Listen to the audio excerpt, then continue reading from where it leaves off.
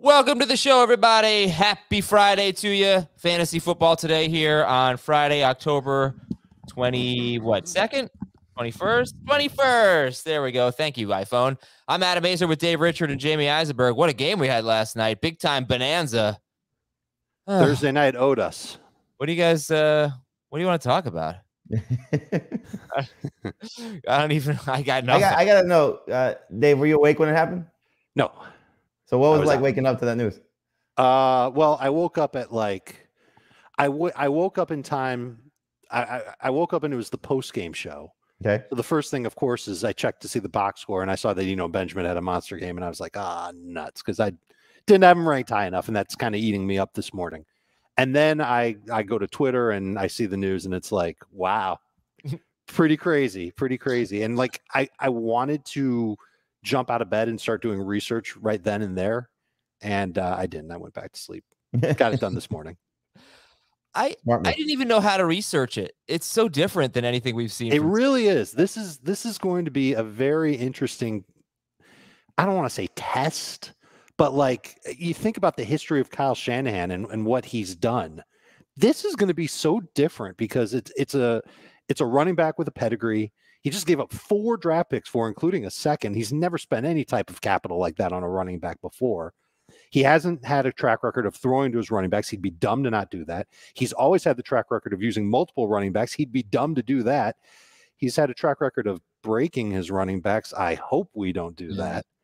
But he also does have a track record of taking guys who are no names and turning them into must starts in fantasy football. And here's a guy who's already a must start in fantasy football, who's got a chance to see maybe the best efficiency of his career potentially. It's exciting to have him in San Francisco, but the stakes are as high as they've ever been for Christian McCaffrey, man.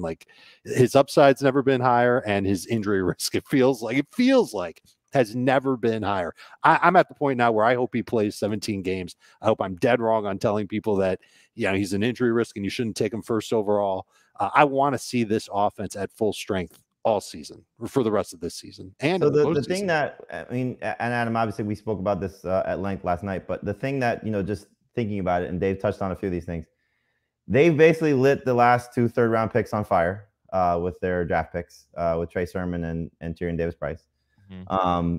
They, and for a team and for a coach that has found running backs out of nowhere, I was texting with a few of my 49ers friends, and one was like, oh my God, this is so awesome, we got Christian McCaffrey. One was like, why did we just give up everything for a running back? Now, you would say they hopefully have their quarterback situation for a few years established, right? We don't know, but they probably think that they do because they invested so much in. They better hope so. Or maybe Garoppolo, but at least they've made the swing for a quarterback already. But for this year, he can't block, and they have some offensive line concerns. He can't tackle, and they have a lot of holes on defense right now because of injuries. And so this just feels so weird because it was not a position of need for them. However, that being said, this could be so much fun, because of all the potential that they now have with this offense. It could just be the best offensive football, but it has the potential to be there. It all hinges clearly on Jimmy Garoppolo. Rank your top 5 running backs rest of season. McCaffrey's at the top of the list. He just is. I put McCaffrey 1, Barkley 2, Eckler 3, Chubb 4, Henry 5. No Taylor. Everybody still healthy? Who? We're saying everybody healthy, right? Yeah. Including Jonathan Taylor. Don't forget about Taylor here. I know. Eckler would be 1. Barkley would be 2. McCaffrey would be 3. Taylor will be 4. Henry 5. Okay. So no Chubb for you in the top 5 in PPR. Dave had him, I think, 4th. All right. So pretty similar list there. McCaffrey no lower than 3 for Dave or Jamie. Now, we'll go to Carolina in a second. And we already kind of did this.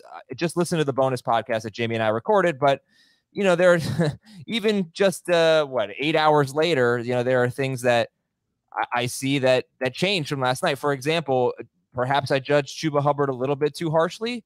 When you look at the last 5 games of the season last year, the 2nd time McCaffrey got hurt, Hubbard wasn't very good and didn't get that many carries. But man, he faced the Bucks twice. He faced the Saints. He faced the Bills, and he faced the Falcons, who I think had a pretty good run defense in the second half. But at least those last 3 games were Tampa Bay, New Orleans, Tampa Bay, and Buffalo before that. So perhaps I judged him a little bit too harshly.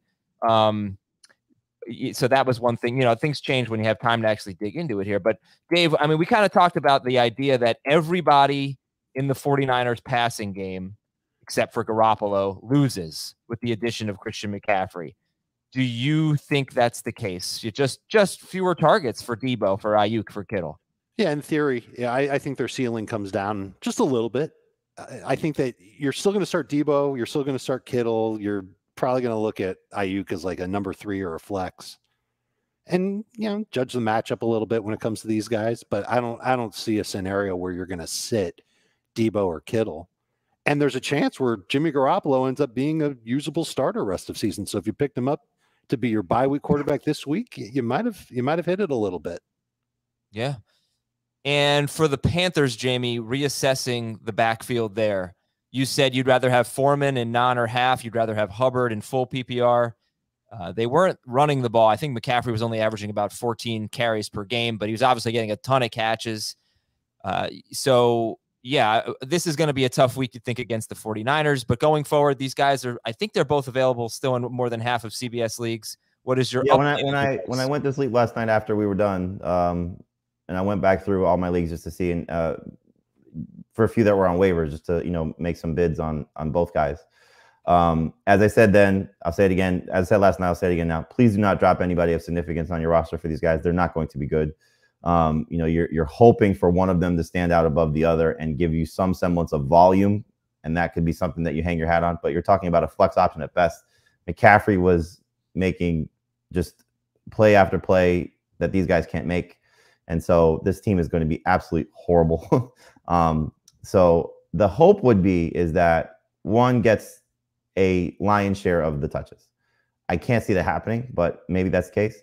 So the thing you want to do is, like I told you last night, like I dropped Russell Wilson in the leagues where I wasn't starting him and just, moved on already.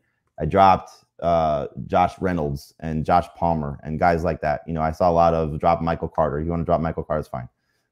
We had this conversation about Samaje Perine, if you're the Joe Mixon owner, dropping a handcuff of a player that you think might have more upside. That's a choice you have to make.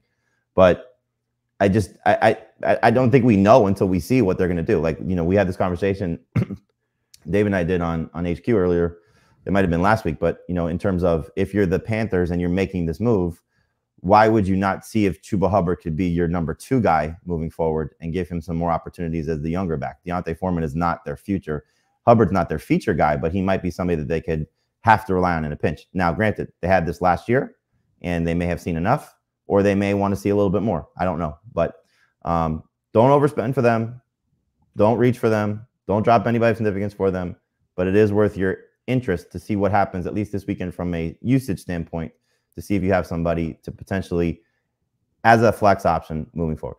I got a stat and I got a game. Which do you want first? Game, stat. The stat. The Carolina Panthers have run 2 plays all season inside of 5 yards from the goal line. Yikes. Enjoy that one if you're banking on Deontay Foreman to be a touchdown hog, because he won't be hogging that much. All right, the game. I'm going to name a player. These are players who were dropped in our leagues for Deontay Foreman and Chuba Hubbard. You tell me if you would have dropped them for one of these players. Deion Jackson. Yes. Easy. Logan Thomas. Yes. Easy. Will Dissly. Yeah. Easy. Kylan Granson. Yep. Yeah. What Latavius Murray. No. Yep. So the point is that 4 of the 5 names total guys that you don't see yourself starting. What's the point of having them? Let them go. See what you get with Chuba or Foreman. The last guy, Latavius Murray, you can make the case could be the lead running back for Denver for whatever that's worth. Do you want to let him go for the leading running back in Carolina? I say no. It really just depends on your taste and whether or not you want to trust them. But like, these are the types of players you should be dropping in exchange just to see what you get, kicking the tires, so to speak, on Hubbard or Foreman. I like Chuba better for the reasons that Jamie outlined. I think he's the better passing downs back. For whatever it's worth, 2 months ago, he looked pretty good in the preseason. Foreman did not. We'll see what happens there. But this is a team that I think they are clearly not prioritizing winning. If they happen to win, that's great, but I can't expect a lot of even decent games. So the question comes back to everybody. If they're not going to be a productive offense, what's the point of carrying these guys on your fantasy team for more than a week or two? And the answer is there isn't one. After a week or two, if neither of them are doing anything, you're going to see them go right back on the waiver wire. And the guys that were dropped for them are guys that you're going to miss that much. And that's the way it should be. Would you have spent $31 out of original $100 budget on No. Chuba Hubbard? I wouldn't have spent 3. Well, that's what I did. Why? Because I'm 1-5. It's the podcast league. It's 14 teams. I dropped Jared Goff. I have Jeff Wilson as my number 2 running back. So it's desperation. But yeah. I think, I spoke about it last night. I wasn't that excited about it, but there are circumstances where you have to get any running back. If your team stinks and you're, what are you saving your fab money for?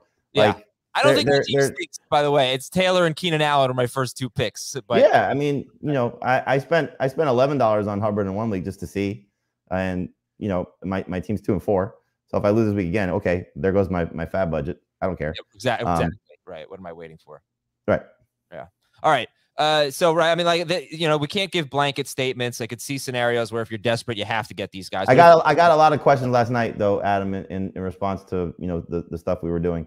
Dropping Jeff Wilson for one of those guys. And that comes down, I think, to 2 things. One, Dave alluded to this. Are you buying Christian McCaffrey staying healthy? But there's still Elijah Mitchell looming. So if you're looking to, maybe pivot from a backup to a potential starter, I don't have a problem with that. This week's an interesting one because who knows how much McCaffrey plays. So it depends on what you need. But I think you can certainly get away with dropping one of the 49ers running backs for a Panthers running back, not named McCaffrey. Yeah, the only consideration, let's finish with this thought. The only consideration is week 7, because we don't know what McCaffrey's role is going to be. He might have a small red zone package. If he's active, you start him. If he's active, you start him as what? Yeah. I mean, would you start him over Ezekiel Elliott, your start of the week? So that's exactly the line where I put him right now in my rankings. I have Elliott at 14. I put McCaffrey at 13.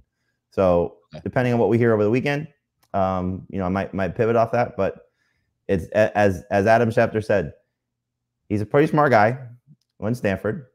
I can't imagine that there's not a few things that they say, do this, do that, do this. He can handle it. And then as the game unfolds, they probably lean on him maybe a little bit more. So if Christian McCaffrey's dressing, it's very difficult to say I'm not playing him in your fantasy. Okay. And we'll, of course, have a mailbag episode to keep you updated on things. We'll have a FFT and 5 at 8 a.m. on Sunday morning to keep you updated on things and tell you who to start and who to sit. But I guess my point was, if you're going to drop Jeff Wilson for Chuba Hubbard or Deontay Foreman, McCaffrey might not play this week, and Wilson could be a starter for you this week. So just keep that in consideration. I think Wilson deserves a bench spot. Just knowing what we know about 49ers running backs, knowing what we know about Christian McCaffrey. Yeah, but Mitchell might be back next week. Or he might not be back at all, and that's why they made this deal. Fair point. Dave, I also think they made this deal to keep the Rams away from getting him. Like, just a little part of the deal. That would be the absolute dumbest thing ever. First of all, it's pretty dumb. I agree, but I think that they're so like they want to win the division, they want to make the playoffs, and if they're trying to keep away, like maybe they threw in the 5th round pick just as a little cherry on top. If they did that for purposes of keeping him away from somebody else, Les Snead is the GM of the year. If he drove up the price, he might be anyway. Make another team do that, then they're absolute geniuses. All right. Dave, last question. Can I have one more question? 15. I'm sorry. We're 14 minutes in. Okay, 15-second answer on this. DJ Moore, does his value go up or down or the same? Can he get traded? Right. If he's traded, then it goes up. And maybe if Darnold becomes the quarterback, it goes up a little bit. Okay. All right. I can't believe that's a sentence I just said. We have a lot of. By the way, I told you this line last night. Hysterical. He said on HQ, I've been begging for the Panthers to upgrade over Sam Darnold for DJ Moore, and now I'm begging for the Panthers to put Sam Darnold back in for DJ Moore. Maybe they need to upgrade at wide receiver. So we got some weekend content for you here, and a lot of great content. CBS Sports HQ. First of all, Monday through Friday, you can watch Fantasy Football Today. Not this version, but there's the HQ version hosted by Jamie. Monday through Friday at noon Eastern until 1 p.m. Eastern. Sunday, it's 10 a.m. to 1 p.m. Eastern. It's even earlier when there's a London game. I'm not sure if we have to do that because the Broncos are playing in London next time, I think, and they don't really count. But assuming, we'll probably do it anyway. But anyway, we're always getting you ready for kickoff. 10 a.m. Eastern until 1 p.m. Eastern on CBS Sports HQ. You can watch that on the CBS Sports app, which you can download anywhere. What else we got? We got that mailbag. We got FFT and 5. We have a live stream at 11:30 a.m. on youtube.com/fantasyfootballtoday. youtube.com/fantasyfootballtoday. We got a live stream 11:30 a.m. Eastern on Sunday morning. All we do is answer your questions. It's a lot of fun. Well, that's not all we do, but it's mostly what we do. All right. Obviously, different kind of show today. We're way behind, so let's go a little fast here on Arizona 42, New Orleans 34. What a awesome game for fantasy. Kind of a weird game just to watch. Kyler Murray, 19 fantasy points. Disappointing, but just kept getting vultured, I guess. And all right, Dave, give me your biggest fantasy takeaway from this game. Biggest fantasy takeaway. I'll go right back to Benjamin. I think the Cardinals have a run game now and clearly impacted how much Kyler Murray threw the ball. Nah, it's dumb. I'm not going to go with, let's go with DeAndre. That's more fun anyway. Tons of targets. He looked pretty good. And are they going to give him the same type of treatment that the Rams give Kupp and that the Vikings give Justin Jefferson? And he just ends up getting 40+% of the target share each game. It's fun to think about. I'm thrilled that he came back, played almost every snap, and had a huge game. Would you guys rather have Chris Olave or DeAndre Hopkins rest of season? Olave with another great game going over 100 yards. Hopkins. Yeah, I feel like that's the safer answer.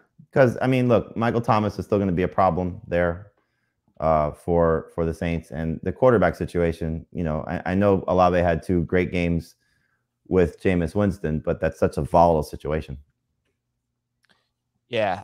I'm sorry. I'm trying to fix my camera here. Very out of focus today. But what was I going to say about? Yeah. I think it's worth noting that by the middle of the first quarter, the Saints were on their 3rd and 4th string cornerbacks. They started the game without their top 2 guys. They lost Bradley Roby almost immediately.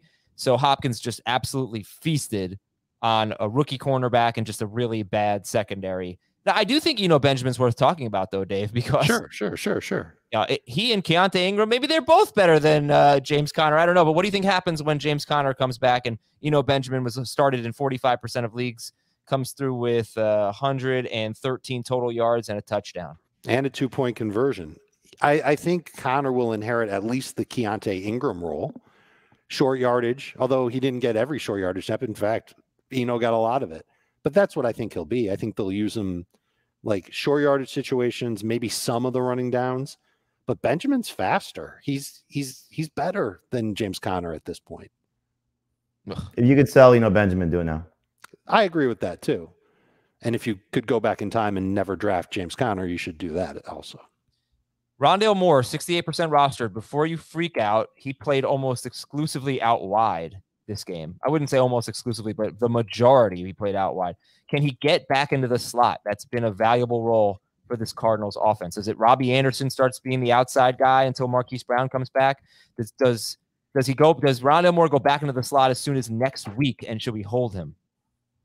You should absolutely hold him, and yes, see what happens next week. It's been such a weird stretch of games for their passing attack, with guys coming in and out, and how this game unfolded with the defensive scores. And I think you want to see what this offense looks like when what they have healthy, when everybody's healthy. So with Robbie playing a full complement of snaps and seeing how they use Rondale Moore. If he has another game like this, clearly it's to the curb. Yeah. All right. Start Kamara going forward. And that's going to do it for Thursday Night Football. Juwan Johnson's worth a look. Not even a word about Zach Ertz. He does a bad game, Concerned, but not worried. Yeah, I'm a little worried. Did Hopkins do anything different than Marquise Brown? Not from a target standpoint, no. Right? I mean, Marquise Brown, I think, had the 4th most targets entering this week, something like that. It could have just simply been Cardinals playing with a lead, running the ball a little bit more than they have before. They didn't need Ertz. Could be that. And then Juwan Johnson, Jamie mentioned him. I think it's worth bringing up. I'm a little surprised that he hasn't become a bigger part of the Saints offense. It was good to see him break out and have a couple of touchdowns. Like he's a big dude. He can move a little bit. Michael Thomas and Jarvis Landry come back. Does Jawan Johnson matter? Adam Troutman comes back eventually. He should play over. Well, he doesn't do the same thing that Troutman does. So I guess they could both potentially play at the same time. If Thomas comes back. Are we sure Thomas is coming back? I hope so. It's a weird situation right now. And Dennis Allen kind of danced around it this past week. I have to apologize for something that happened on yesterday's show, a big oversight on my part. I just want to get your thoughts on the Las Vegas tight end situation. You know, you wait the entire show to hear about maybe Darren Waller on your team, and I totally skipped over that situation as Waller may not play this week. If he does play, do you start him against the Houston Texans, who gave up 61 yards and a touchdown to Gerald Everett, gave up 69 yards to Evan Ingram? Do you start Darren Waller? And if not, Foster Moreau, I added in a 14-team league. Any interest there? Jamie, give me your thoughts on the Raiders tight ends real quick. I think you're obviously going to start Waller if he's practices on Friday and clears the hamstring injury to some degree, but it sounds like he's going to be out. We've already zeroed him out from our projections. I believe he told Jim Trotter that he's not going to play. So it does not sound very good for Darren Waller's prospects for this week. You also got to keep an eye on Hunter Renfrow too, who showed up on the injury report on Thursday. So Derek Carr doesn't necessarily look like the same safe start that he might have been, having his guys back healthy in a good matchup. Foster Moreau is a desperation tight end. There's so many guys though like this. I said this about Johnson going into the game last night. You have Daniel Bellinger and Hayden Hurst and Hunter Henry, and there's just a slew of guys, Kate Otten, that have a chance to be fantasy relevant. So you could put Foster Moreau in that category for sure. Especially given the potential injuries for the Raiders, but I don't know how many people are starting him with any semblance of confidence. I picked him up in our 20-something league, 26th league team, which is tight end premium, so I'll start him in that league. But otherwise, not much interest in a 12-team league. Okay. Promo time here. We're going to take a break, and when we come back, give you the news and notes that you need to know and get into the games. I know it's been a long-winded start, but obviously we don't get Christian McCaffrey getting traded every day. So we'll be right back on Fantasy Football Today. All right, welcome back, everybody. Tom Brady dismissed rumors that he might retire mid-season, said retirement is not in his future. Dak Prescott is going to start. Mac Jones could play this week. Russell Wilson and Brett Rippon are splitting reps for the Denver Broncos. This is why you got to listen to our 8 a.m. update on Fantasy Football Today in 5, which is also in the FFT feed on Sunday morning. Kenny Pickett's going to start if he clears the concussion protocol, and it kind of looks like Kenny Pickett's going to start this week, but we will see. All right, let's talk about the Ravens backfield, Dave. Gus Edwards might play this week. Justice Hill practice in full. J.K. Dobbins again missed practice. They've got one of the better matchups. The Browns have a terrible run defense. What are you thinking right now about the Ravens backfield? I'd like it to be just Kenyon Drake because this is a great matchup. The Browns have been terrible against the run this year, but it looks like it's going to be a multi-headed attack with Lamar Jackson taking some work away. You're looking at a bunch of flexes. Who's your highest ranked Ravens running back? If Dobbins plays, who's your highest ranked Ravens running back? I think it'll be Dobbins. Okay. Jonathan Taylor and Nyheim Hines look like they're going to be good to go. DeAndre Swift was limited. That's, I think, the first game we're talking about, so we'll lay it out, the scenarios for Swift and Jamal Williams. Damian Harris practiced in full. We're also going to talk about this one here. Are you guys ranking Damian Harris yet? Yes. Yes. When's the last time the Patriots listed a player practicing in full? It's almost always limited participation. So I found that to be interesting. Okay. And I'm assuming Stevenson ahead of him? Yeah. Oh, yeah. You say, oh, not yeah. Much. But I think they played 4 games together, healthy games, and Harris outscored him in 3 of them. Yeah. I just wonder if they ease Harrison a little bit. And they have to love what they've seen from Stevenson. They're both number 2 running backs this week. Sure. Elijah Moore requested a trade. Jamie, what do you make of this? It's always funny when a team is winning and a player requests a trade. So clearly he's unhappy. And, I saw some people mention this on Twitter that he sees a guy in his locker room who is the path he does not want to follow. A 2nd-round pick for Denzel Mims. That is, got phased out in his 2nd season. And the same thing is kind of happening to Elijah Moore. Now, nobody would say that they're the same talent level after what you saw from both of them in their careers. If I'm the Jets, I'm exploring this because if you can get something great in return for Elijah Moore, clearly the formula for success for them is to run the ball. They have 2 pretty good receivers they could lean on without him. And so if you could turn him into, a high draft pick or maybe another player that helps your team, send him to Green Bay and let's make two teams better. Okay, CeeDee Lamb practiced in full. DJ Chark missed practice and Josh Reynolds missed practice. So we'll keep an eye on that. They could be pretty shorthanded at receiver at Dallas. Hunter Renfrow, as Jamie mentioned, has a hip injury. He missed practice. Jamar Chase was limited, but T. Higgins was able to practice in full. Jalen Waddle was limited. Mike McDaniel said he's optimistic about Waddle this week. Jahan Dotson left after re-aggravating his hamstring injury, so that's not good. I saw that. I dropped Jahan Dotson. It's basically exactly what happened to Keenan Allen last week. And Keenan Allen. I want to go back to Waddle for a second.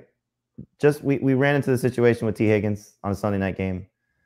Just make sure everything is covered for your fantasy team in case we get he's not ready to go Sunday night.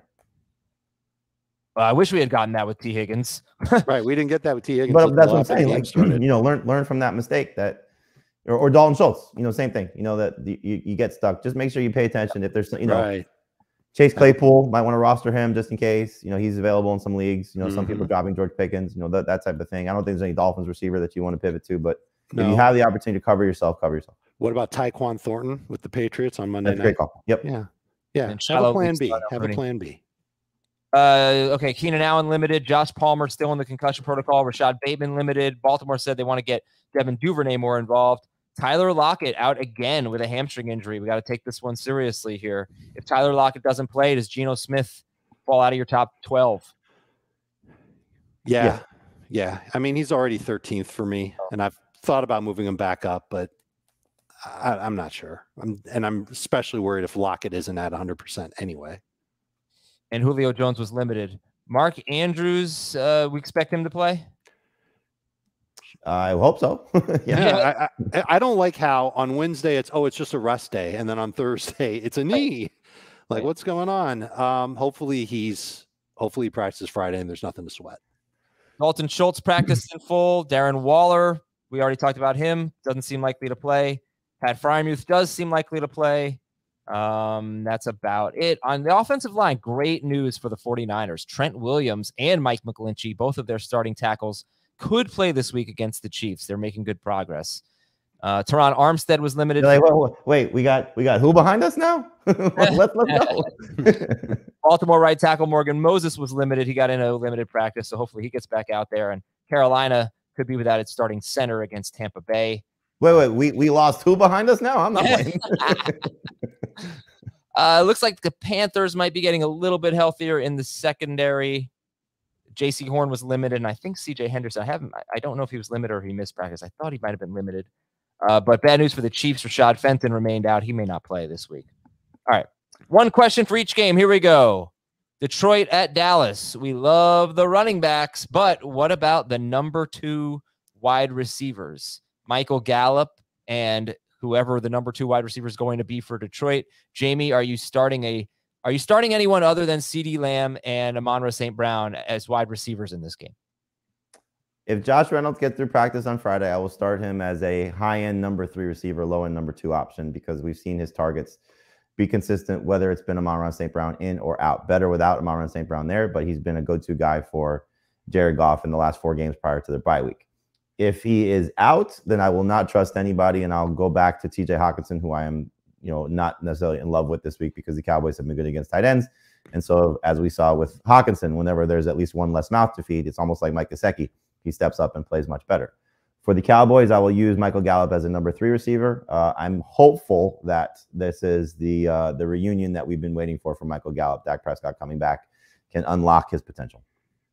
Kansas City at San Francisco, Dave. Would you start Brandon Ayuk over any or all running backs in this game? And I don't remember. I think I think I wrote that after the McCaffrey trade. So yeah, do you think Brandon Ayuk is a better option than any running back in this game? I'd still start McCaffrey over Ayuk, but I'd start Ayuk over Clyde Edwards-Helaire.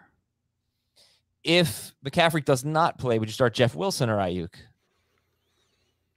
If McCaffrey doesn't play, I think I'd probably still want Ayuk in PPR. Non-PPR, maybe you make the case for Wilson, but it's not as sexy. Ayuk's pretty sexy. You just think about the 49ers chasing points in this game. In a high-scoring game, should be a high-scoring game, And he's been involved in the past 2 games with Garoppolo. You have to buy into what you're seeing from Ayuk to a degree, especially this week. Once McCaffrey starts getting in the swing of things, that's when you get really nervous about Ayuk. All right, Green Bay at Washington. Are Aaron Jones or Terry McLaurin must-start options? Jamie. Aaron Jones is a must-start option. I think with Aaron Rodgers saying simplify the offense, that has to mean involving him to whatever degree. Passing game, running game, just got to get him going. He's, clearly, as we said in the preseason, I still think that applies, their best skill player. They just haven't used him enough or properly through the last 3 weeks of the season. McLaurin is a borderline must-start guy.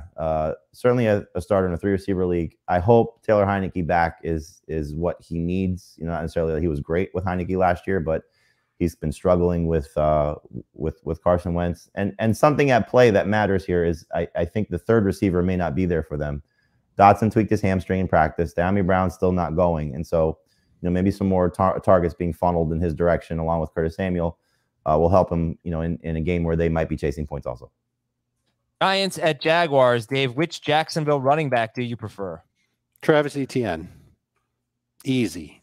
He's been much more efficient over the past couple of weeks. He's been getting at least 12 touches per game. He's scored at least 12 PPR points in each of the past 2 games. And the Giants haven't been great defending running backs through the air. They haven't been great defending running backs on the ground either, too. They have? Yeah, they give up the second fewest receiving yards to running backs. They have been terrible against the run, though. I mean, they've given up like 300-yard games already. Hold on. 70-yard games. I've got them with a league worst 11.07 yards per catch to running backs, third worst 9.6 yards after catch per reception. Okay, well, that could very well be. They just haven't been thrown on a lot. By 2 running backs. Sure, and ETN, let's face it, he hasn't had a ton of targets either, but he's good for 3 catches a game. This would be the week that they could unleash him and get some good numbers out of him. And I think they see what we see with James Robinson, which is, solid running back, potentially, not potentially, is good in short yardage goal line situations. Robinson's going to have to score in order to make you happy in fantasy. I think ETN can have more big plays. By the way, here are if you filter all running backs with 20 or more carries, here are the 3 with the highest percentage of carries for 0 or negative yards. This is a bad stat. Number 1 is Cam Akers. Number 2 is James Robinson. Number 3 is Travis Etienne. Yeah. I was surprised. I knew about Robinson. Didn't know about Etienne. Chicago at New England. Jamie, rank the running backs. Stevenson, Harris, Montgomery, Herbert. And you know what Herbert and Montgomery feels like? It feels like Pollard and Zeke. Just everybody, I think, wants the backup to be better. Yeah. And they want more Herbert. And all of the metrics favor Herbert. All right, Tampa Bay at Carolina. It's going to be a bad game for Montgomery. Yeah, I'm thinking that might be the case. Tampa Bay at Carolina. Who is the best Panthers option, including in a super flex league? PPR Superflex. Who is the best Panther? Eddie Pinheiro. I'll still say DJ Moore, but I'm not starting any Panthers, including Pinheiro. By the way, congratulations if you have the Bucks DST this week. Oh man, and congratulations to I think Bryce Young is already looking at real estate in Charlotte. Or maybe he's not. Yeah. Kansas City at San Francisco is our first game. Let's get to it. Your stat of the game. The Chiefs allowed the 2nd most fantasy points to quarterbacks. Now they have faced, look at the competition here. Kyler, Herbert, Matt Ryan only scored 18 points. Tom Brady, Derek Carr, Josh Allen. It hasn't been easy, but what I think the bigger stat is that they've seen the most pass attempts in the NFL. And maybe that kind of informs your rankings on everybody, Garoppolo, Debo, McCaffrey, whoever, Kittle, Ayuk, etc. So, Jamie, do you think the 49ers, coming off a 14-point loss with a banged-up defense, do you think they're chasing points? Do you think they're throwing 40 times, which is unusual, but it happened last week? And then how does that affect the Niners passing game? They definitely do not want to throw the ball 40 times. And so, Dave mentioned this earlier, so if you want to buy into what the narrative should be or could be, I shouldn't say should be, what the narrative could be is Chiefs playing with a lead, 49ers chasing points. Garoppolo probably has to throw 35 plus times again. If that happens, McCaffrey or not, then he's in play because, as we've seen, quarterbacks have success against this team. They give up an average of 26 fantasy points per game to opposing quarterbacks. So Garoppolo back-to-back weeks of 20-plus point games. So does he have the ability to get you the third touchdown? That's going to be the question if he's, more of a top 8 quarterback as opposed to 10 to 12. I think he's probably in the neighborhood of 250 and 2 because I think that's just kind of where he lives on a good day. So I don't want to get overly excited about Garoppolo. But if McCaffrey does play, and now you have all these guys to throw at this Chiefs offense, we may be looking at a very high-scoring affair. I don't think with the injuries in San Francisco's defense that we're going to see them slow down the Chiefs and slow down Mahomes. So, the hope would be is that for fantasy purposes, Mahomes, Chiefs, play it, go in, build a lead early, 49ers chasing points, McCaffrey's on the field and passing out situations, and you're getting great numbers from Debo, from Kittle, from Ayuk, like we saw last week against the Falcons. Whoa, Dave, I got lost in my notes. What game are we on here? Chiefs Niners? Yeah, that's the game. How do you fall for that every time? By default, all the games this week kind of suck, but this one is the game of the week. All right, yeah, I had trouble picking game of the week, but we'll go with Kansas City, San Francisco, and hope McCaffrey plays. Okay. Dave's like the wrestler opposite The Rock every time. No, I mean, come on. I don't think. Did you know that was coming? Yes. Nope. Oh, he did. I did not. I thought it was a good setup. Now I don't even know what to talk about. I got distracted. All right, Clyde Edwards-Helaire or Jeff Wilson if McCaffrey doesn't play. This game is really hard to freaking preview now with this McCaffrey thing. Talk to me about the running backs, Dave. Well, McCaffrey, you're going to start even though he's going to be potentially limited. Clyde Edwards-Helaire is a touchdown or bust running back. Jeff Wilson, you'll be lucky to get 5 or 6 fantasy points out of. Clyde? Yeah, he's a touchdown or bust running back. Yeah, the Niners run defense at least held up last week. They gave up 3.5 yards per carry to the Falcons, which is really good. So they weren't too affected there. They're just affected on the back end. How about Juju? Juju, MVS. Obviously, we're starting Kelsey. We're starting Mahomes. How much do you like Juju and MVS, Dave? Juju's a flex for me. MVS, I don't feel good about after last week. He had his opportunities, had a couple of chances to score, couldn't hang on to the football. Juju did. He had a bunch of big plays. You got to buy into Juju. 5 catches minimum. Juju or Ayuk? I like Ayuk better. Ayuk. What if McCaffrey plays? Does that change anything? Nope. Juju or Darnell Mooney? Juju. Juju or Clyde Edwards-Helaire?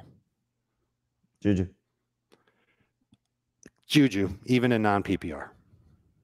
Jimmy Garoppolo. Juju. Top 12 quarterback. Derek Carr.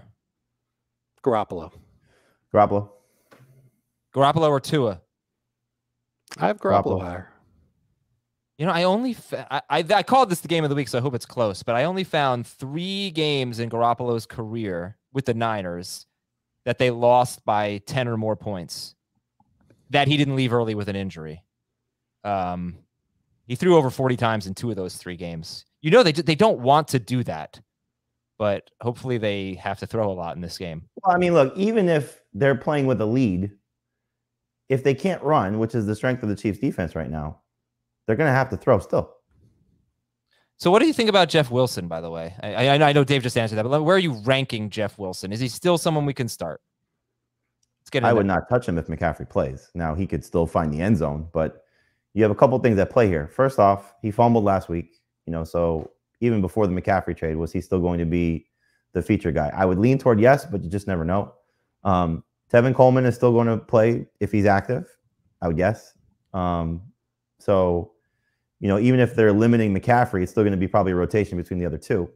Then you have the Debo factor. Jeff Wilson not a factor in the passing game. So we find out Sunday McCaffrey's active. No chance you're playing Wilson. Well, McCaffrey's inactive, then Wilson's still a borderline number 2 running back. The Chiefs have allowed 20 receiving yards or a receiving touchdown to 11 running backs in 6 games. Pretty wild. All right, I think we're pretty much covered here. How do you feel about George Kittle? Are there any streamers or players? No, top 3 tight end. Why so confident? I think, again, you playing narrative of them throwing a lot and Chiefs secondary not being great. Okay. Sit the DSTs. It's also National Tight End Day. Today or Sunday? Today. Or maybe yesterday it was. Hey, happy tight end day, everybody. Sit the DSTs. Thanks for noticing. Basically, every time I say tight end, I kind of chuckle like a little idiot teenager inside. Detroit at Dallas. Let's talk about the tight ends. Updated stat of the game. Detroit has now allowed 94 rushing yards or a rushing touchdown to a running back in 18 of 22 games since the start of the 2021 season. All right, so Jamie, I just asked you earlier to rank the running backs in the Bears-Patriots game. You put the 2 Patriots guys first. Now rank the Patriots running backs and the Cowboys running backs. The Patriots and the Cowboys? Yes. The 2 I would go backfields with good matchups. Yes. Zeke 1, Stevenson 2, Pollard 3, Harris 4. All 4 start worthy. Okay. Would you start Tony Pollard over Clyde Edwards-Helaire and Jeff Wilson if McCaffrey plays? I was doing that without McCaffrey playing, so yes. Wow. Okay. Dave, do you feel as bullish on Zeke and Pollard?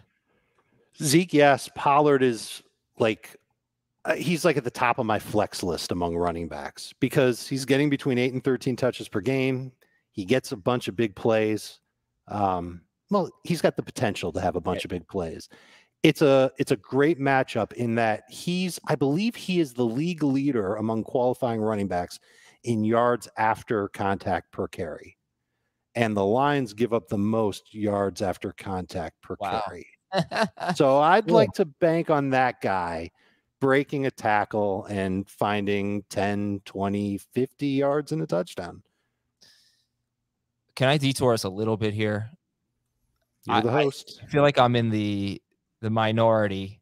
I think if you don't need Ezekiel Elliott, you should trade him now before this game. Everybody disagrees with me, I think. What do you guys think? If you're trading him without using him in what might be his best game of the season? Yes, because first of all, you could get you can get more for him now because look, it's okay if you give him up for and somebody has a. Well, why would you get more for him now if he has this monster game this week? Because everybody knows this is such a great matchup. They want him for the Detroit game, and here's the bigger thing: if Zeke does not do well in this game, you will never get the value you want for Ezekiel Elliott. If he got like James Robinson, remember James Robinson's the most obvious sell high candidate in retrospect, but it was like, well, why don't we wait until after the Houston game? And he stunk. If Zeke does not come through in this game, if Pollard is better than him, then you're in trouble and you'll never get what you want from Ezekiel Elliott. If you intend to sell high on him at some point, you can do it now and just make sure you get somebody good, really good that you can use. Yeah, I guess it's not a horrible scenario, but it's also you still might be able to get great value in return from him and use him this week. And next you qualified it as saying you don't need Zeke. So Zeke is on our bench. Right. So you have Ken Walker, Damian Pierce, Breece Hall, that type of situation. Exactly. You got one of the rookie running backs and a stud running back. Yeah, I think it makes sense. But how do you feel about the Dolphins run defense, Packers run defense, Bears run defense, Giants run defense? Yeah, mostly he's got some good matchups coming up after. I would almost flip the argument and say if you are desperate for a running back and you need to make a trade, I would try and trade for Zeke to get you through the next 3 or 4 weeks. Yeah. Okay. That's a flip side of that too. I could see a scenario where you could get a lot for Zeke and it could work out for you either way. You get him and he's good, or you trade him away and you get a great wide receiver. I think we should also point out that the offensive line's playing better than we thought it would, and certainly better than it was at the beginning of the season. And Dak's coming back. Those are 2 factors that are going to help Ezekiel Elliott. Yeah. Well, Dak is coming back, so let's talk about him. We haven't really done that. He only played 1 game this year and he stunk. This is a much better matchup. Like crazy. Yeah, and you've got him, guys. You have him in your top 7. So, is there any Dak, or you're starting him over Tua? You're starting him over Matt Ryan? Yep. Yes. Basically starting him. Dak or Tom Brady? Brady. I think I have Brady 1 spot ahead, but I wouldn't fault you if you went with Dak instead because of the matchup. Do you like Michael Gallup or Tony Pollard? They're both flexes, and I think that Pollard's got the highest upside, so I'll say Pollard. Who'd you say? I'm sorry, Pollard who? Gallup. Oh, Pollard by a lot. All right, Detroit has allowed 17.9 or more PPR fantasy points to 7 wide receivers in 5 games, so it's a great matchup for wide receivers. We just haven't really seen much from Gallup yet. We haven't seen a ton of snaps yet, and what does he have? 76 yards in 3 games. We'll finish with Dallas here. What are we doing with Dalton Schultz? Practiced in full, and he's only 68% rostered. There is a possibility that he's one of the more under rostered players. Where do you have him ranked, Jamie? Right around 12, right in that great old Kyle Pitts range. I think the fact that he's healthy with Dak back and a great matchup, you can hopefully buy into it. But it would not surprise me if he has another stinker just because he's not 100%. So you just have to sort of gauge it. I have him. I picked him up just because I had an open roster spot in a league where I have Darren Waller. And so I'm going to heavily debate one of the streamers versus Schultz, depending on what we see from the reports, from the Cowboys beat writers, how he looks. But instead of burning a roster spot for a guy that might have the upside of a top 5 tight end, like we thought going into the season when he had his quarterback, I'm probably not going to, carry a third tight end. So I'll just take my chances of what Schultz can hopefully do this week. The difference is it's a 1:00 game, and you want to give a tease. We have the CBS crew, our top CBS crew is at this game on Sunday.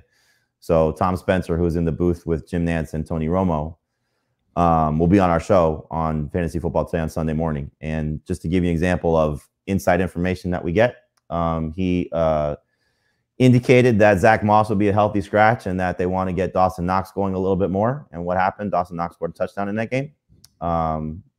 Just the Bills-Chiefs game this past weekend.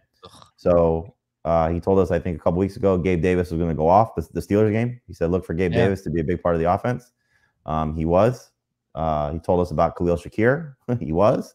So these guys are in the meetings with the coaching staff. So that's certainly one of the questions I'm going to ask him. Is Dalton Schultz good to go? And he may not say it directly, but I know how to read Tom, and then we analyze it afterwards. So you want to get some insight on Dalton Schultz, on the Lions running back situation. If we get a questionable tag on Josh Reynolds, there's a lot of moving parts with this game. You want to be watching CBS Sports HQ Sunday morning. And I try to tweet out the link to HQ when Tom's about to come on. And whenever Tom says anything really interesting, I'll tweet that out as well. So it's usually pretty funny because Dave's not always in the studio with me when I'm talking to Tom. And generally what happens is I text Dave and Heath if there's something like big in regard, and I texted Adam as well, the Zach Moss stuff, So I try to let everybody know what Tom says.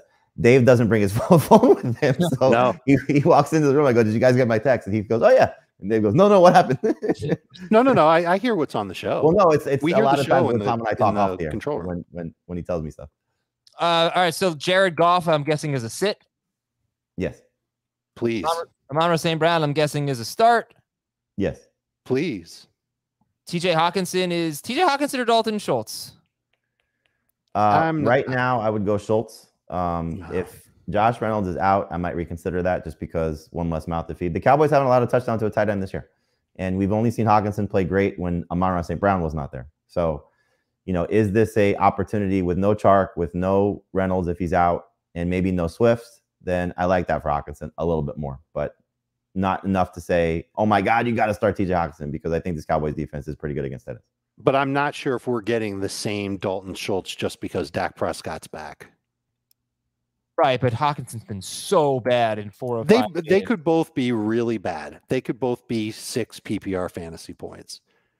Remember last year when the receiving core was healthy in Dallas, Schultz was an afterthought. And that was with Dak. And the receiving core is as healthy as it's going to get right now.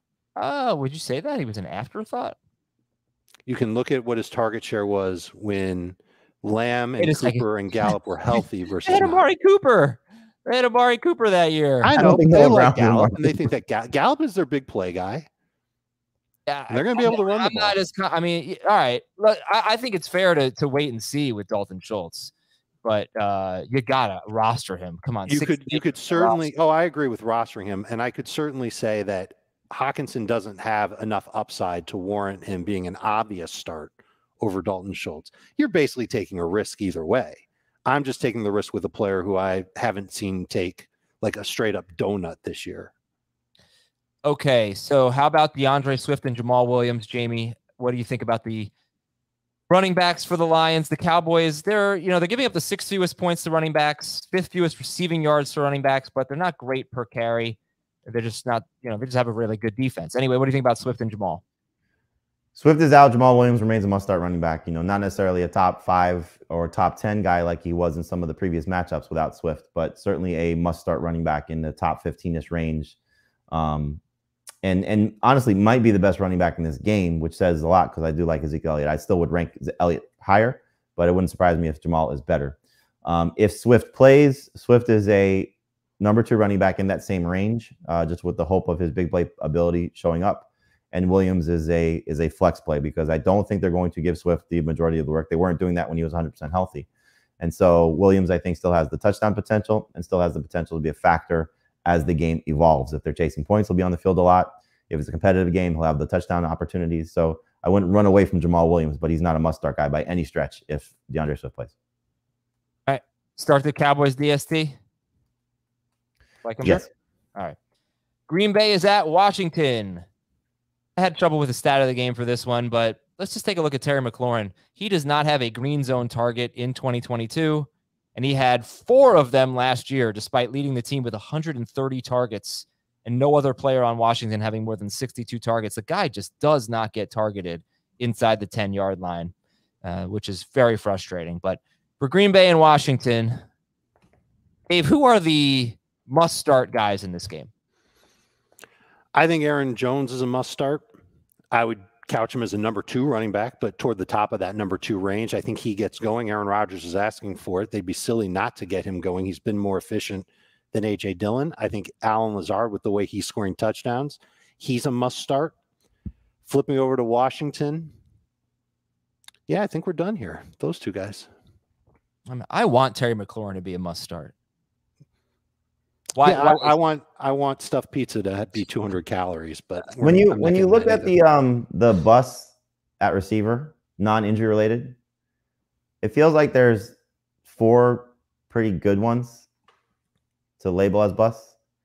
DJ Moore, Robinson, McLaurin, and Cooks. Am I missing somebody there? Bateman. Oh, they won't draft that high though. Deontay.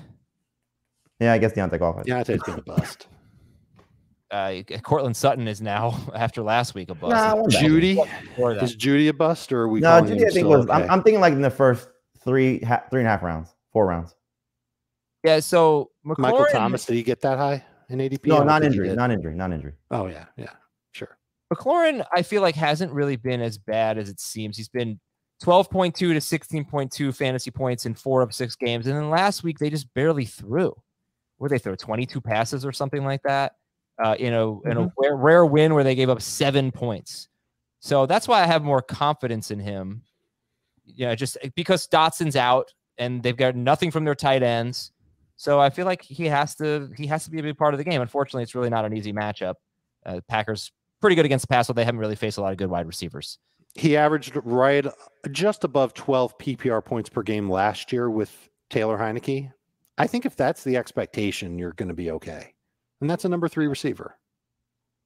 So would you start Michael Gallup or Terry McLaurin? McLaurin. I think I have McLaurin higher. And I shouldn't just overlook Curtis Samuel here. How do you guys feel about Curtis Samuel? People would probably feel differently about him if he caught a 40-yard touchdown last week, but he dropped it. Is he behind McLaurin? Is he a number 4 receiver this week? What's the deal with Samuel? What's the deal? Number 4 receiver in non-PPR and half PPR. Number 3 receiver in PPR. I'm not even that optimistic. You're looking at the target share. There's nobody else there. Would you start A.J. Dillon or a Washington wide receiver?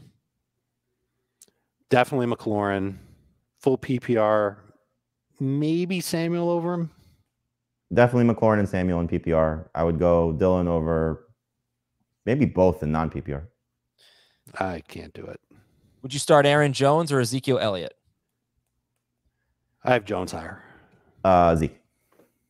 All right, and Lazard is just not even worth asking. You're starting Allen Lazard, right? Yes, and Tunyon. I think Tunyon's worth starting too. Tunyon, yes. He's a streamable tight end for sure. Does it bother you that Washington's been pretty good against tight ends? Let me get the numbers here. You can get the numbers. I'll tell you that last week Rodgers was leaning on Tonyan, especially after Randall Cobb went out. You're hoping that happens again. When he says simplify, that to me says I'm going to guys I trust. Right? Okay. So are you starting Tonyan over the Cowboys-Lions game tight ends? Yes. Yeah. All right. Evan Ingram or Tonyan? Tonyan. I don't have the stomach for Ingram. Washington. I got a stomach, but not for Evan Ingram. Washington, third fewest fantasy points to tight ends. Evan Ingram had 28 yards. TJ Hawkinson had 26 yards. Dallas Goedert had 26 yards and a touchdown, but he did leave early with an injury. Dalton Schultz did not catch a pass against Washington. So maybe it's a mirage, but so far it's been a strength for them. How about Aaron Rodgers? You know what, though? The Jets were good against tight ends prior to last week, too. They were, but no, I don't think so. They were good for like 3 weeks, and then they started struggling. It was simply, it was simply Rodgers leaning on Tunyon. It had nothing to do. It's not like they win the game saying, we've got to, throw to Robert Tunyon 10 plus times. Okay. All right. So Aaron Rodgers or Derek Carr?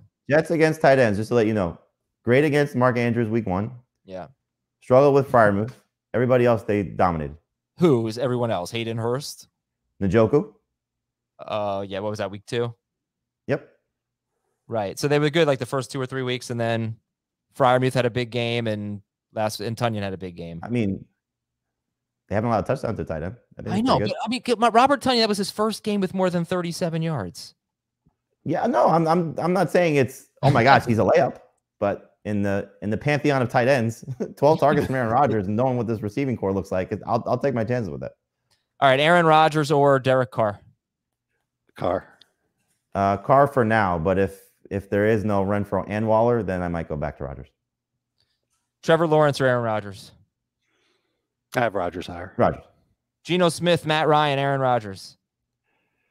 For now, both those guys are Rodgers. I also have both guys over Rodgers. I don't see a scenario where Rodgers goes over Ryan. If Geno doesn't have Lockett, I think I'd go Rodgers. Agreed. Okay. But guys like Goff, Mariota, Russell Wilson, Justin Fields are all behind Aaron Rodgers. We know he's going to throw for 250-ish yards. Just is he going to have 1 touchdown or 2 touchdowns?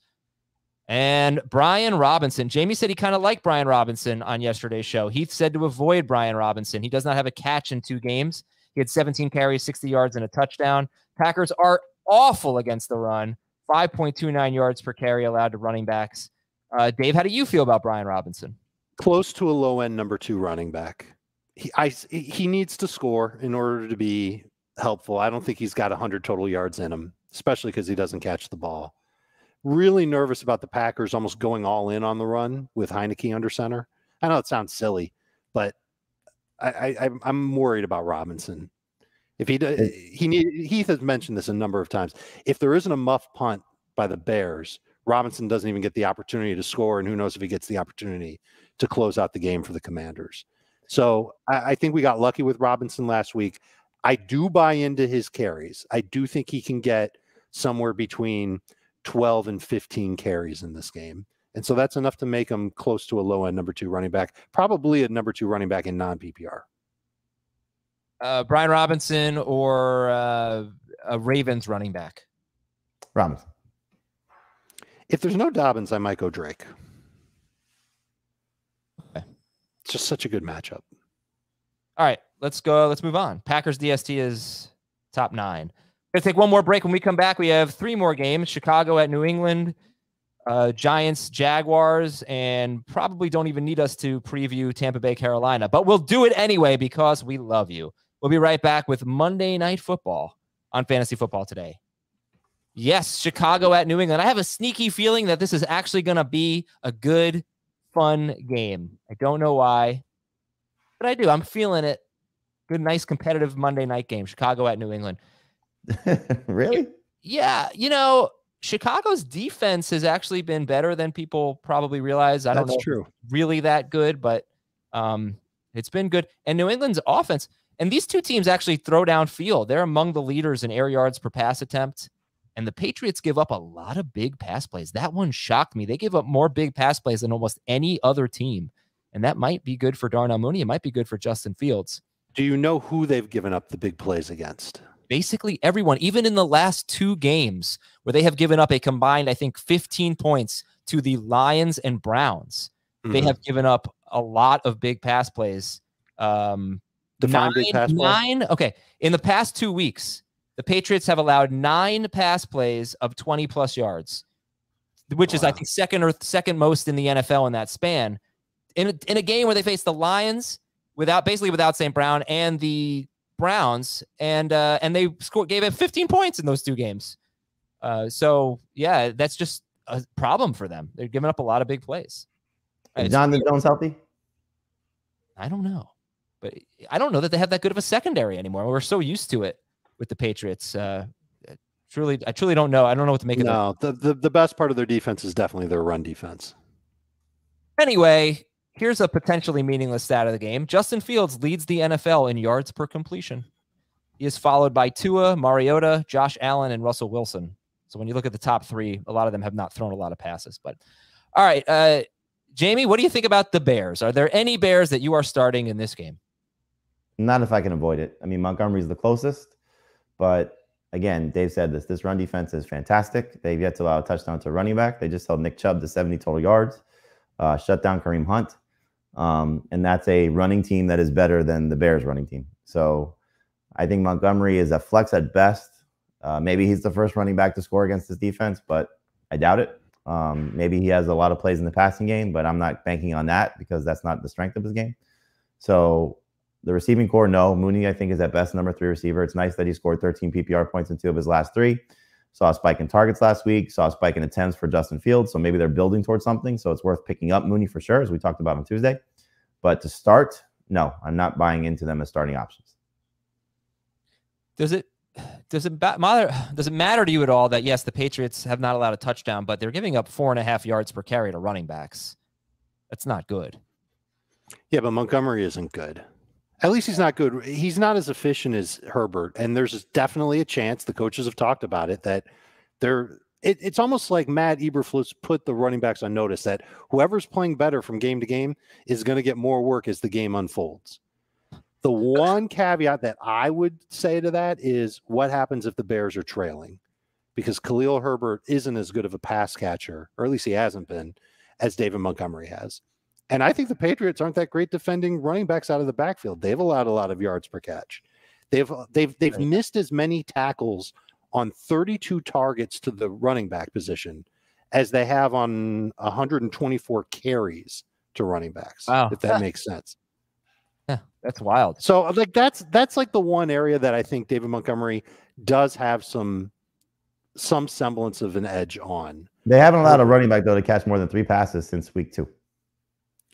How many of those teams actually threw to their running backs a lot? Like, has there been a running back that's had 8 targets or 6 targets? Let's call it 6 targets. Well, I mean, they played the Lions, which typically involved their running backs in the passing game. It was Jamal Williams, not DeAndre Swift. He had no targets in that game. And the yards per carry to me is a little bit inflated just looking at it. You had Justice Hill in that game average 10 yards per carry, 6 for 60 against Baltimore. You had Aaron Jones go 16 for 110 against the Patriots in an overtime game. It feels like that's a little bit of a fluke based on how his season has gone. So I don't know if the yards per carry is something I'm going to buy into, and I'm certainly not going to buy into them being bad against pass catching running backs based on what I'm looking at here. Well, you know what? It doesn't really matter because this is a split backfield potentially. You can't. I mean, I have such a miserable situation facing Jamie. I have David Montgomery, J.K. Dobbins, Chuba Hubbard, and James Robinson, and I might have to start 2 of them because my number 1 running back is Christian McCaffrey. So these are IDP league?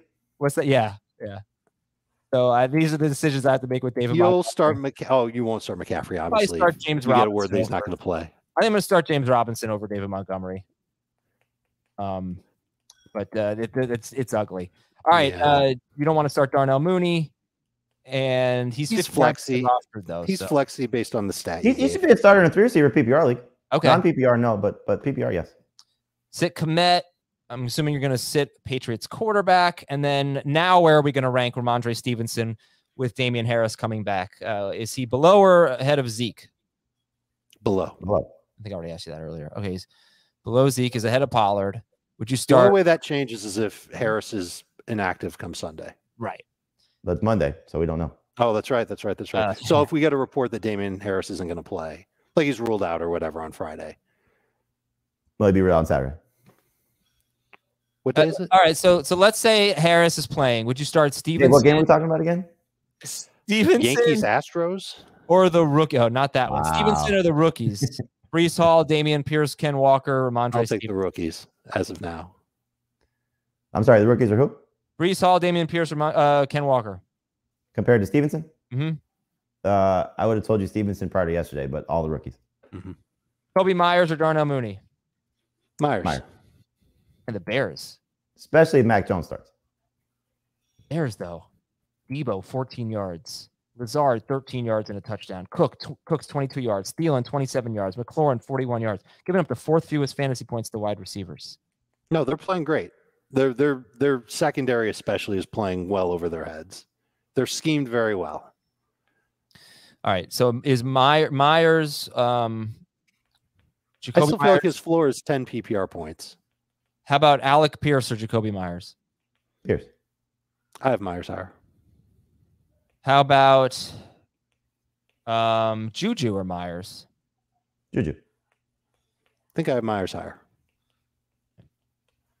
Patriots DSD is top 2, and Hunter Henry is not the worst streaming option. I wonder if that's a Bailey Zappi thing, though. Zappy. And also Kendrick Bourne, Nelson Aguilar, they've missed time. Their status is little Patriots. See, it's tougher with the Monday night games because they've only had one practice, but we can keep an eye on that. All right, Giants at Jaguars. I think who's going to win? Giants. Jaguars. I think the Jaguars are favored, right? Mm-hmm. They're home. Yeah, I think it's going to be a pretty even crowd.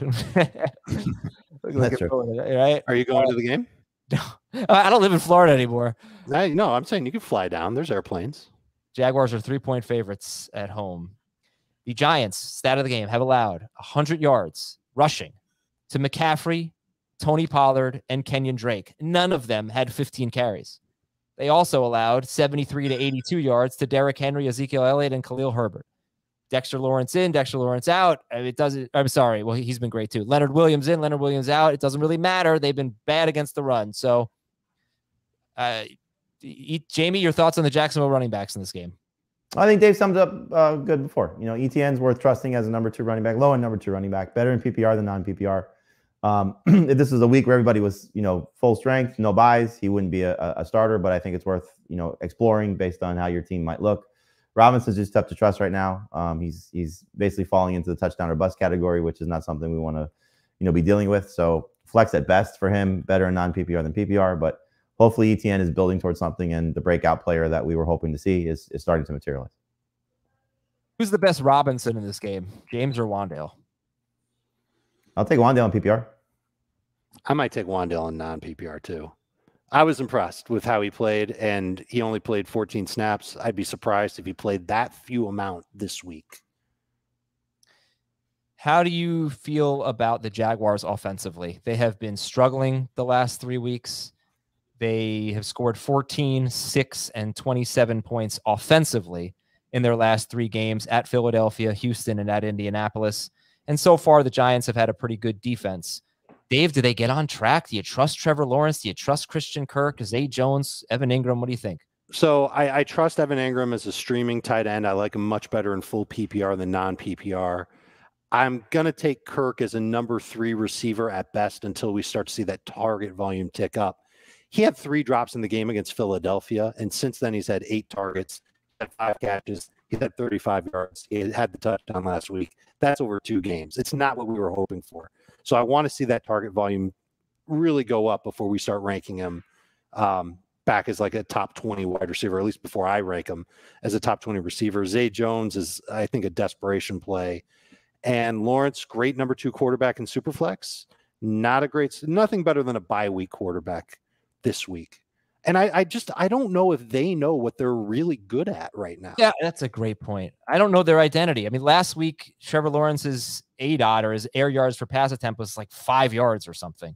It was so weird. And that's not what they had been. They just dinking and dunking and screens and boring. Jeez. And just to the point of Kirk, if you watch him play, he's still moving really well. It's not like you can't say he's playing hurt or anything like that. They're just not scheming him up. They schemed up Ingram on 4 designed screens last week just to try and like pick up 4 or 5 yards off. You know, what that is basically Lawrence takes a snap, immediately throws it to Evan Ingram. Ingram tries to make a play after the catch. Most of the time he didn't do it. But it's weird that they're scheming up Ingram and they're not doing anything close to that with Christian Kirk. All right. Would you start Christian Kirk or Alan Lazard? Oh, Lazard. Christian Kirk or Terry McLaurin? McLaurin. I believe I have McLaurin ranked higher. I'm not 100% sure. I could check if you really care. You have him higher. Evan Ingram or Hunter Henry? Henry in non-PPR and half PPR, Ingram in PPR. I'll take Ingram all the way around. Is Daniel Bellinger behind them? Yes. But he's been interesting. His playing time has gone up over the past couple of weeks. And I have no idea how this game is going to go. This is a weird game because that's how every Giants game is. It's going to go with Saquon doing everything and the Giants win. Yeah. I mean, it's just the Jaguars are just so weird offensively. And the Giants, they are really bad against the run. They're pretty good against the pass. And they're another team that does not get beat. They and Dallas have allowed the fewest completions of 20+ air yards in the NFL. So I hope it's not another game where Trevor Lawrence is 20 of 22 for 165 yards, an absolutely ridiculous stat line last week. With 2 rushing touchdowns. Yeah. Do you feel like the Giants got the best head coach and defense coordinator hires this offseason? Not defensive coordinator. Who's a better hire? I like the guy that the Broncos hired. Hard to argue with that. The thing about the Giants is that their metrics, like the advanced metrics, are just not good.